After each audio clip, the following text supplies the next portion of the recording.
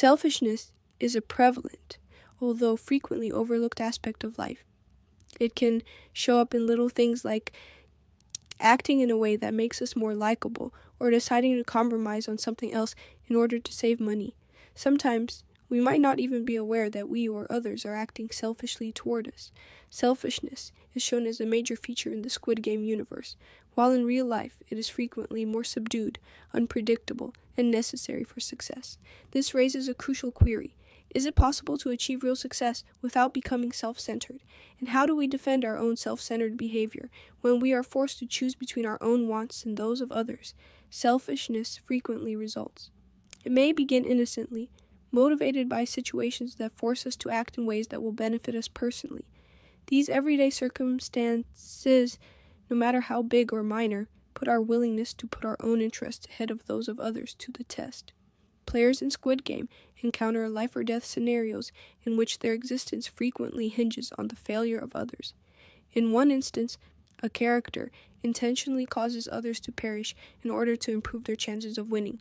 Although selfishness is necessary for survival under these dire situations, it can also arise in our daily lives in response to even the slightest impulses. Consider the following scenario. Your mother offers you money to buy your sister a gift, but you choose to spend it on something less expensive and pocket the additional cash for yourself. It's a needless decision, taken for selfish reasons and frequently excused by the idea that I might not get another chance like this. In a similar vein, players of Squid Game frequently defend their self-centered behavior by telling themselves that the circumstances demanded, or that they would conduct in the same way if given the chance. The game becomes a war of me versus them, with one player's success reliant on the defeat of another during its most dramatic moments. The manner that characters in Squid Game exhibit selflessness even when placed in dire situations is a crucial component of the game. A character in Season 2 chooses to help rather than win by taking a bullet for their companion, sacrificing their opportunity to win. However, selflessness rarely comes at such a significant cost in daily life, even while selfishness may be rewarded. Even if we frequently make less drastic sacrifices, we are nonetheless reluctant to assist others for fear of inconvenience or loss. Most of the time, we would rather act selfishly than take the chance of experiencing even a slight annoyance or suffering. Selfishness can be viewed psychologically as a construct that depends on personal perception. In life or death situations, it's simple to defend selfish behavior.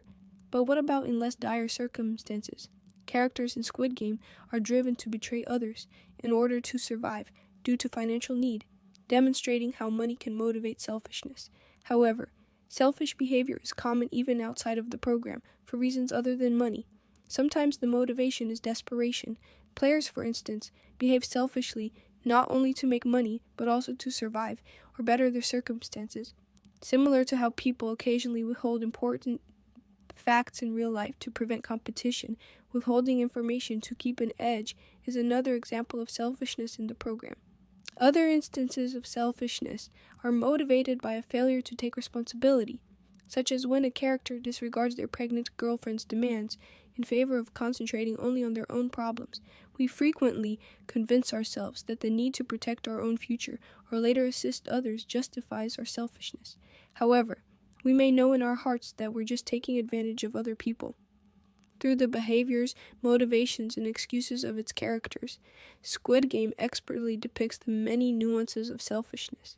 It makes us think about how we could behave in such circumstances. Are our self-centered acts motivated by less admirable goals, or are they actually justified?